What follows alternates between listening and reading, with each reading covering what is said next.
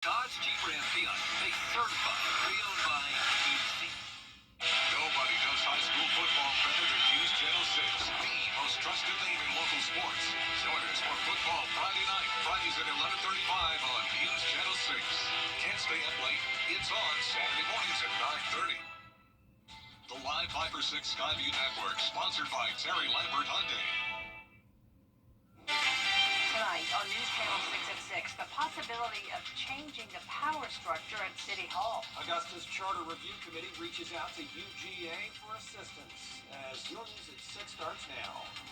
Live from Television Park, this is WJBF News Channel 6 at 6. Good evening, everybody. I'm Brad Means. And I'm Jenny Montgomery. Thanks so much for joining us. Coverage you can count on begins with a major step for the group recommending changes to the city charter. After months of meeting, the committee votes to get information that would change the current city government structure. George Escala has the story. It's making a move. Augusta's Charter Review Committee approving its first request for information on a new government structure. It is a big deal today because we are taking baby steps toward actually putting the charter together. The committee voting to have its UGA advisors draft language for a strong city manager form of government. Significant because currently Augusta operates under a strong council form. My big thing is you don't need to be answering to 11 different individuals because the history of Augusta Richmond County, that hadn't worked out too well. The vote was 7-3 in favor of studying the city manager structure, but even supporters say it does not mean it will be the committee's final recommendation. It doesn't solidify anything. We're just looking at language. I want to clarify that because I think a lot of people are upset, like, oh, did we just choose something? No, we're asking for language so that we can review and decide whether we will move forward. The committee hearing from a UNC researcher who did an extensive study of government corruption. The study concluded a strong manager form of government is less prone to corruption than the strong mayor form. Politicians aren't required to have degrees. They're not required to have a lot of the experience when people vote for them. But your city manager does. So now that kind of solidifies the professionalism that people are asking for. In the end, the Charter Review Committee may not recommend a strong manager structure, but it is the first structure it voted to hear about. In Augusta, George Escala, WJBF, News Channel 6. It is time now for our first check of the weather. Here's Chief Meteorologist Jenna Petracci. Well, right now in Live Viper 6, we're still tracking some showers and storms, just nothing too strong or severe and no minor flooding happening at this time. We did have an aerial flood advisory earlier in Augusta that's now expired, but we're under a flood watch Friday through Sunday morning as more rain will be moving in. And right now we're still seeing all of Lincoln and McCormick County covered with rain, some of that over in Edgefield County as well. Aiken County, you're dry, but then all of Screven County covered with rain up towards Sardis and Girard as well. And here's a look at our Terry Lambert Hyundai Skyview Cam over at Ocean City, Maryland, as we're still watching Hurricane Erin. This is bringing some very high waves and dangerous rip currents over towards the northeast now. It's far away from us here in the CSRA, and now our main focus is this stationary front that's bringing us the rain, the cloud cover, and the cooler temperatures. It's a lot cooler than yesterday, putting us in the 70s in a lot of spots, 77 in Barnwell, 79 in Allendale, Augusta 80 degrees, 81 in Aiken, and still at 90 in Saluda. The winds are pretty light despite the rain. We're only seeing up to around 5 to 10 miles per hour. For the rest of this evening, we'll stay in the upper 70s with isolated showers and storms. Now, looking ahead, rain chances are on the rise. Friday looks very wet with that 80% chance of rain. High temperatures will only be in the 80s, and then by next week, we'll be back to sunshine with some really nice weather to look forward to. I'll have a look at that coming up, but back to you. All right, thank you so much, Jenna. Vice President J.D. Vance spending the day. Richmond County School Superintendent Dr. Melinda Cobb laying out her vision for the district's future. Dr. Cobb has spent more than 3 decades in administration and education throughout the Richmond County school system, most recently, of course, as the interim superintendent. She is putting a priority on safety and wants to work on changing the school district's ranking as one of the lowest performing in Georgia.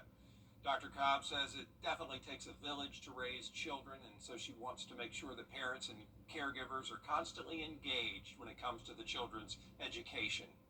It definitely is a shared responsibility. There is no question about that. And we just we allocated 2 parent liaisons to work with all of our different families to go out to the schools, because we heard from some of the families that we want to help, but we don't know how to help.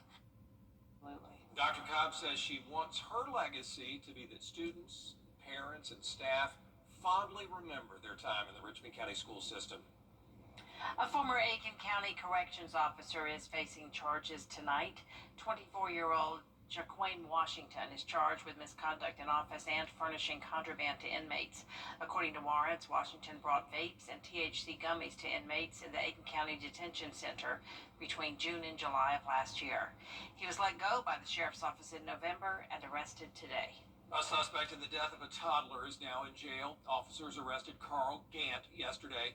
He's accused of shooting into a home on New Savannah Road on Wednesday, killing 3-year-old Bryson Murray. The child's mother was wounded. The sheriff's office is investigating. Augustans are weighing in on the potential impacts of pro hockey coming back to the city. As we reported, pro hockey will return to the Garden City for the first time in 12 years. The team for now will be called Augusta Pro Hockey, and it's co-owned by Heisman Trophy winner Tim Tebow. The team will play in the new Augusta Arena in October of 2027, and it'll be the 3rd team in the East Coastal Hockey League to represent the Peach State.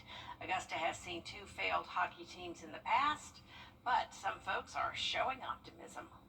I feel like that's going to bring a lot more business back to Augusta. People are going to really explore more of Augusta through that, and a lot of hockey fans are going to come out, meet a lot of good parts of Augusta. Yeah.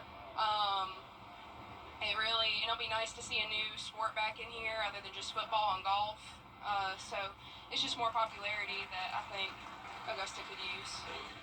And this is pretty fun. The organization is giving you the opportunity to decide the name for this new team. To find out how to do that, just go to our website, WJBF.com. South Carolina's roads are busier than ever these days, and the money to fix and expand them isn't keeping up. Caroline Yaffa tells us how a committee of lawmakers is working with the Transportation Department to find solutions. For the first time, DOT Secretary Justin Powell spoke in front of this committee, sharing accomplishments and the progress that the DOT has made in recent years. But he also expressed a few funding concerns. The current annual budget for the SCDOT is over $2.7 billion, and they are responsible for South Carolina's highways, which is the 4th largest state highway system in the nation, with 41,000 miles. The last time the state passed a major funding bill for roads was back in 2017, but Powell says that money was never meant to cover the rapid growth the state is seeing now. He says for the DOT to keep up with their Momentum 2050 plan, which includes system recovery and interstate investment, he needs more money. Ultimately, you can supercharge the engine as much as you can, but ultimately you've got to put fuel in the tank. Paying for all of this will require new funds. Powell says another challenge is the funding gap between drivers. Gas-powered vehicle owners contribute about $200 a year, but electric vehicle owners pay around $60 annually towards state road maintenance. In Columbia, I'm Caroline Yaffa. Coming up, a death row inmate in court in South Carolina. We're going to have the latest on the case of Stephen Bixby next. Tonight, Jillian Michaels breaks her silence on a... Our chief meteorologist, Jennifer Tracci, back with us now. Well, we are going to be tracking a lot of showers and storms over the next few days with a flood watch in effect. Cooler weather begins now and continues into the end of August, and I'll have a look at those temperatures and the lower humidity when we return. In case we haven't met, call me, Chris Hudson. Weather headlines on News Channel 6, brought to you by Southpaw Roofing. Weather headlines on News Channel 6, brought to you by Southpaw Roofing. Now, your most accurate forecast with WJBF Live Viper 6. Welcome back. It's not a washout right now as several counties are dry, but we're still tracking some showers in our northern counties and the southern portion of the CSRA. And look out towards the west. We have additional storms with a lot of lightning developing, and this is moving in to the CSRA. So we are not out of the woods yet. A few more storms possible this evening, but right now seeing not a whole lot of lightning around McCormick and Lincoln counties, mostly just light rain. Then down towards the south, same deal around Screven County. Definitely some steady, heavy downpours that have been there for over an hour now, but luckily nothing severe. Our Terry Lambert Hyundai Skyview cam showing very cloudy skies here at SRP Park as the Green Jackets are getting ready for the game tonight. There is the chance of rain in the forecast, but at least there's no chance of heat. Temperatures are very tolerable, sitting at 80 degrees, an east wind of 5 miles per hour, and dew points are high in the mid-70s. We have a variety of temperatures overall, some places in the mid-70s, while others are in the upper 80s where it's been dry. And the rain today is not due to Hurricane Erin. That is well out of the picture now, but we are seeing this stationary front that's moved in, and this will linger over the next few days. Notice behind it there's a lot of dry air, and eventually this will be moving in, but in the meantime, due to this stalled out front, we're going to see a lot of moisture around, leading to those high rain chances on Friday, Saturday, and then all the way through Sunday. That's when we have a flood watch in effect for the county shaded here. So excessive rainfall is possible along with thunder and lightning. We're just not expecting severe weather. Now here's our feature cast tonight. You can see this front just meandering across the two-state. Showers and storms even possible Friday morning, but it will really be during the afternoon and evening where we'll have a better shot at some rain. This area of low pressure will develop on Saturday, and that will also keep rain chances around throughout the day on Saturday. And then eventually, as this cold front moves in on Monday, that'll bring us the lower humidity that we're all looking for and even cooler temperatures, especially with the lows. But here's a closer look at our feature cast tonight. Not a washout, just still isolated showers and storms here and there. Some of that activity continuing through Friday morning. Then once we get into Friday afternoon, that's when we'll see some heavy downpours, thunder and lightning again. And then this continues just on and off throughout the entire day, along with dense cloud cover and those temperatures struggling to even get into the 80s. Potential rainfall, it'll be very hit or miss. So some places will stay pretty dry, while others could get up to around 4 inches of rain. And as for our temperatures tonight, we'll be right around the average in the low 70s. Highs tomorrow in the low to mid 80s. And a 10-day forecast is showing the rain chances go down early next week. Lots of sunshine to look forward to, and look at the low temperatures all the way down to 64 by next Thursday morning. Now congratulations to today's umbrella winner. That is Jody Williams from Waynesboro. Jody, you can pick up your Viper 6 umbrella and here at the station and sign up to win yours on WJBF.com, and we'll be right back. For over 30 years, The law firm. The WJBF Live Viper 6 Skyview Network is sponsored by Terry Lambert Hyundai. Low prices, big selection, and committed to quality customer service. Now, WJBF sports coverage you can count on. The North Augusta Yellow Jackets will host the Thompson Bulldogs on Game Night Live tomorrow night. A true test to see where both teams are at the beginning of the season. Now, it is supposed to rain on Friday, but the Yellow Jackets certainly no stranger to that, as they were practicing in the pouring rain just earlier this month. Now, offensively, North Augusta's O-line will have to play well to open up that run game, and because two quarterbacks are playing Friday night, Colin Tillman and A.J. Hillary, both juniors who will get their first experience in varsity play, and two talented players in Coach Richard Bush's eyes. They both played well in the spring. They both played well in our scrimmages and everything we've done in the off season. So we just feel like they both deserve the opportunity to play. Neither one of them outdid the other one per se as far as in the quarterback race. It's been tight the whole time. So myself and our offensive coordinator, we just feel like they both deserve the opportunity to play. To see how it plays out. Kickoff set for Friday, 7:30 p.m. on MeTV. Well, FFN getting off to an early start tonight. The Barnwell War Horses kick off their season hosting the Blackville Hilda Fighting Hawks. Now, last season, the War Horses got the 24-7 win on the road, but plenty of new faces starting for the War Horses this season. Kickoff set for 7 p.m., and we'll have those highlights and post-game reaction tonight at 11. Williston Elko's game against Pelion moved to tonight, 7 p.m. as well. Now, there is still time to get in those votes for our Football Friday Night Player of the Week. This week's nominees, ARC's Carson Hand Aquinas Turner Stevenson, Burke County's Sean Vandiver, and Westside's Tamari Curry. Now you can vote once a day on WJBF.com until Friday at 11 o'clock. The winner will be announced during our Football Friday night show. Well, the NFL season inching closer with the Carolina Panthers set to play their final preseason game against the Pittsburgh Steelers.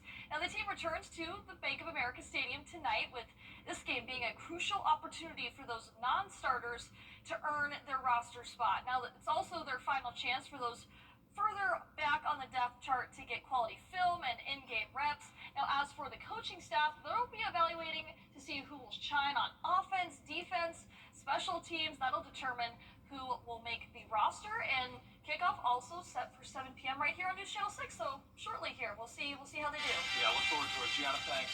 We'll be right back. This weekend in Augusta, the County Exhibition Center. Get coupons at nationalhottub.com. Our 10-day forecast is showing high rain chances with cloud cover Friday through Sunday. Temperatures staying on the cooler side in the 80s. Then next week feels really nice as the sun comes back out, lower humidity, and temperatures staying on the cooler side. Okay, a lot of y'all are going to hate this. I didn't write it. Scientists in China have a dream to create a robot that can carry, nourish, and deliver a human baby. The company plans to develop and sell humanoid robots starting next year.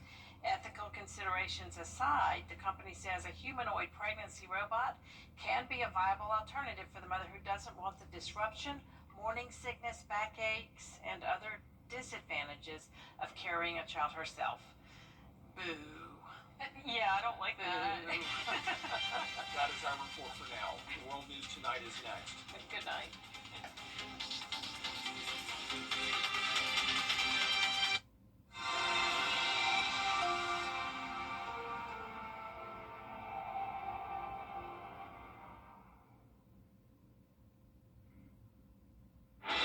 Tonight, breaking news.